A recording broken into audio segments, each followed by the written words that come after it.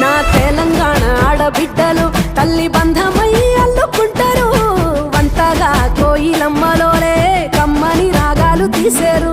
పెట్టేలా దాసి పెట్టుకున్న పట్టు బట్టలల్లా మురిసిపోయారు.